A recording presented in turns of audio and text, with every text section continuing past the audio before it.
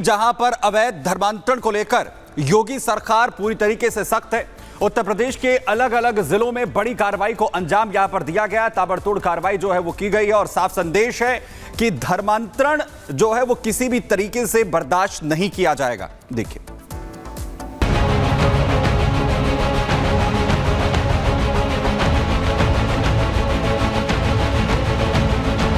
मथुरा में अवैध धर्मांतरण की खबर मिलते ही हड़कंप मच गया। यहाँ 2 घरों में हिंदू धर्म के लोगों को ईसाई बनाया जा रहा था। हिंदू संगठनों के छापे और पुलिस की कार्रवाई में कुल 12 लोगों को गिरफ्तार किया गया है, जिसमें एक ताइवानी नागरिक भी शामिल है। पुलिस जब मौके पर पहुंची तो देखा कि करीब 50 से 60 महिलाएं एक कमरे में बैठी हैं, जिन्हें सत्संग के जरिए ईसाई बनाने की कोशिश की जा रही थी। उन्हें पैसे और राशन जैसी सुविधाएं देकर ईसाई धर्म अपनाने पर मजबूर किया जा रहा था। धर्म परिवर्तन कराने वालों की तैयारी इतनी थी कि आए दिन लोगों के लिए खाने की भरपूर व्यवस्था तक कर दी गई थी। यहाँ बाइबल और ईसाई धर्म से जुड़ी हुई किताबें और धर्म परिवर्तन की दूसरी चीजें भी जब्त की गयी। इतनी बड़ी सामग्री मिलने पर वहाँ के लोग भी चौंक गए। आखिर धर्म परिवर्तन का इतना बड़ा खेल पुलिस की नाक के नीचे चल रहा था और पुलिस को खबर तक नहीं थी। इस पूरे मामले में पुलिस का कहना है कि पूरे मामले की जांच की जा रही है। रिपोर्ट के आधार पर कानूनी कार्रवाई की जाएगी। इंदिरापुरी कॉलोनी है, वहाँ पर एक सूचना मिली थी कि कुछ लोग जो है वहाँ पर बैठे हैं और धर्म के संबंध में बातचीत कर रहे हैं। पुलिस वहाँ मौके पर गई थी। पुलिस जो है कुछ लोगों को वहाँ पर ले आई है, उनसे बातचीत की जा रही है। बाकी जो भी बातचीत में कोई बात ऐसा आएगा जो धर्म से के परिवर्तन के संबंध में होगा तो उनके खिलाफ विधिक कार्रवाई इसमें की जाएगी। अभी उसमें पूछताछ की जा रही है जो लोग वहाँ पर मौके पर मिले थे। एक ऐसा ही मामला यूपी के गाजियाबाद से भी सामने आया, जहां एक महिला ने अपने पति पर धर्मांतरण का आरोप लगाते हुए केस दर्ज करवाया। पुलिस के मुताबिक महिला गाजियाबाद के कौशाम्बी थाने पहुंची, अपने पति पर जबरन धर्मांतरण का केस दर्ज करवाया। महिला के मुताबिक उस्मान नाम के युवक ने आयुष्मान बनकर उससे शादी की। शादी के बाद जबरन धर्म परिवर्तन करने की कोशिश भी की। उसने विरोध किया तो ससुराल वालों ने बदसलूकी करते हुए मारपीट की, साथ ही जान से मारने की धमकी तक दे डाली। पत्नी ने उस्मान पर हकीम के साथ मिलकर गर्भपात का भी आरोप लगाया है। पीड़िता के मुताबिक पहली पत्नी होने के बाद भी उसने दूसरी शादी की। महिला ने इस पूरे खेल में पति समेत 12 लोगों के खिलाफ केस दर्ज करवाया। महिला की तहरीर पर पुलिस अब आरोपियों की तलाश में जुट गई है। साथ ही परवेज नाम के एक शख्स को भी गिरफ्तार किया गया है, जिससे पूछताछ हो रही है। 19 सितंबर को थाना कौशाम्बी पर एक पीड़िता उपस्थित आती है और एक तहरीर प्रदान करती हैं। तहरीर के अनुसार उनके साथ उनके पति ने, तथाकथित उनके पति ने, जो कि मूल रूप से जिनका नाम उस्मान था और वो आयुष्मान बन के उनके साथ शादी उन्होंने की है और यह शादी 2014 में इनके द्वारा की गई थी और साथ साथ इनको विभिन्न तरीके से धर्म के नाम पर प्रताड़ित भी किया गया है। इस घटना की गंभीरता का संज्ञान लेते हुए तत्काल कौशाम्बी पुलिस ने उत्तर प्रदेश धर्म परिवर्तन अधिनियम और अन्य उचित धाराओं में मुकदमा पंजीकृत कर लिया है। इसमें आगे की वैधानिक कार्रवाई हम कर रहे हैं। उधर जौनपुर में भी घर के अंदर धर्म परिवर्तन के खेल का खुलासा हुआ, जहां हिंदू संगठन को एक घर के अंदर गरीब और लाचार लोगों को गुमराह करने की सूचना मिली। हिंदूवादी संगठन पुलिस के साथ उसके घर पर पहुंचे, जहां पर 100 से ज्यादा महिलाएं, युवतियां और बच्चे बैठे मिले। आरोप है कि उस घर में हिंदू महिलाओं को भ्रमित कर धर्मांतरण की कोशिश की जा रही थी। हिंदू धर्म के खिलाफ गंदी गंदी बातें बताकर ईसाई धर्म की पुस्तकों में लिखी बातों को, शब्दों को अधिक प्राथमिकता देकर लोगों को बहलाया फुसलाया जा रहा था कि यदि आप धर्म परिवर्तन करके ईसाई धर्म स्वीकार कर लेंगे तो आपके ऊपर चल रहे भूत प्रेत का साया दूर हो जाएगा। वहाँ पर प्रशासन को सूचना देते हुए पहुंचे और मौके पर प्रशासन ने बड़ी संख्या में बाइबल की किताब और 5 आरोपियों को गिरफ्तार करके सुजानगंज थाने में लाई। पुलिस ने इस पूरे मामले में एक्शन लिया और धर्मांतरण के आरोप में 5 युवकों को धर दबोचा। बताया जा रहा है कि ये सभी आरोपी हिंदू महिलाओं को ईसाई धर्म अपनाने के लिए प्रेरित कर रहे थे। पुलिस वहां पहुंची और पुलिस ने मौके से 5 लोगों को गिरफ्तार किया जो वहां मौजूद थे और जिन पर यह आरोप था कि ये लोगों को वहां पर बरगला रहे हैं और भ्रमित कर रहे हैं।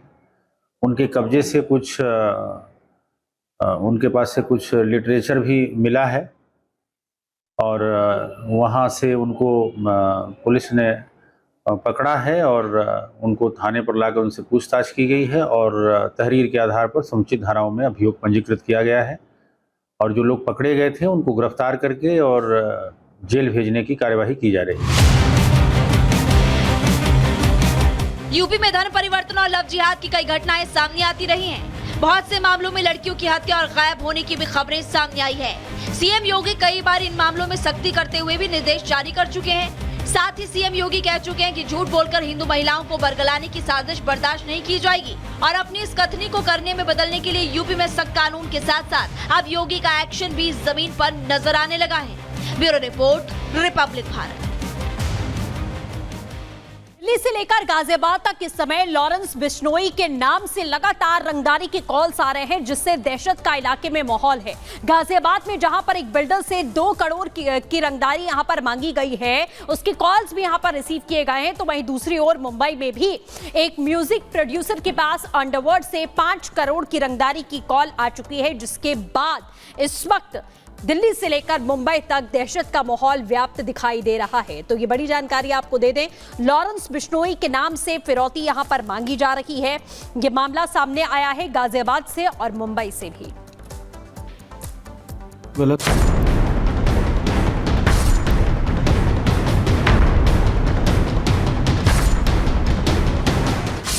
लॉरेंस बिश्नोई के नाम पर रंगदारी, दहशत में कंस्ट्रक्शन कारोबारी। गाजियाबाद के कारोबारी सुधीर मलिक के फोन पर व्हाट्सएप कॉल आता है, 2 करोड़ रुपए तैयार रखो, मजाक मत समझना। ये आवाज आते ही कारोबारी सुधीर मलिक के होश फाख्ता हो गए, क्योंकि फिरौती गैंगस्टर लॉरेंस बिश्नोई के नाम पर मांगी जा रही थी। सुधीर मलिक को पैसे का कम, मौत का डर ज्यादा सताने लगा। हालांकि कारोबारी ने हिम्मत दिखाते हुए पुलिस में शिकायत दर्ज कराई है। मामला गाजियाबाद के शालीमार गार्डन इलाके का है। दरअसल कंस्ट्रक्शन कारोबारी से 2 करोड़ रुपए की रंगदारी मांगी गई है। इनका आरोप है कि लॉरेंस बिश्नोई के नाम पर कॉल किया गया और 2 करोड़ रुपए मांगे गए। इसके बाद हमने मामले की शिकायत पुलिस से की है। कंस्ट्रक्शन कारोबारी की शिकायत पर पुलिस ने एफआईआर दर्ज कर जांच शुरू कर दी। पुलिस का कहना है कि जल्द ही आरोपियों को गिरफ्तार कर लिया जाएगा। सुधीर मलिक, जो कि थाना शालीमार गार्डन के अंतर्गत दयानंद पार्क एक्सटेंशन 1 के रहने वाले हैं, इनके फ़ोन पर शाम करीब 18:45 पर इनके पास एक व्हाट्सएप कॉल आता है, जिसमें कॉल करने वाले के द्वारा स्वयं को लॉरेंस बिश्नोई ग्रुप का बताया जाता है और इनसे 2 करोड़ रुपए की डिमांड की जाती है। इसमें साइबर और सर्विलांस टीम का गठन किया गया है और घटना में सम्मिलित अभियुक्तों का पता लगाया जा रहा है। आपको बता दें कि इससे पहले भी लॉरेंस बिश्नोई के नाम पर कई कारोबारियों से रंगदारी मांगी गई है और अगर इस मामले में लॉरेंस बिश्नोई का हाथ है तो ये बेहद गंभीर मामला है। लॉरेंस बिश्नोई गुजरात के साबरमती जेल में बंद है, लेकिन उसके नाम पर उगाही का धंधा पूरे देश में चालू है। Bureau report, Republic Bharat. और अब खबर जम्मू कश्मीर से है, जहां पे आतंकियों सुरक्षा बलों के बीच मुठभेड़ हो गई। दरअसल यहां पे सेना की जो लोग जा रहे थे आगे, तो वहां पे आतंकियों की ओर से फायरिंग कर दी गई और फायरिंग के बाद से अब यहां पर जो है मुठभेड़ को लेकर तस्वीर जो है निकल के सामने आ रही है। पूरी खबर क्या है, रिपोर्ट में दिखाते हैं।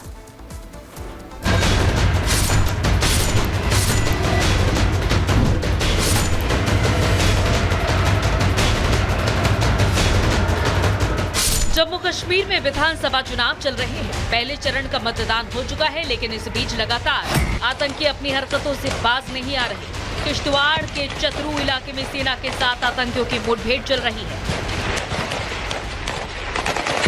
सेना, एसओजी और जम्मू कश्मीर पुलिस का संयुक्त ऑपरेशन चल रहा है। चतरू इलाके में सेना की एक सर्च पार्टी पर आतंकियों ने फायरिंग की। जब सुरक्षा बल आतंकियों के ठिकाने के करीब पहुंचे तो आतंकियों ने और तेज फायरिंग शुरू कर दी।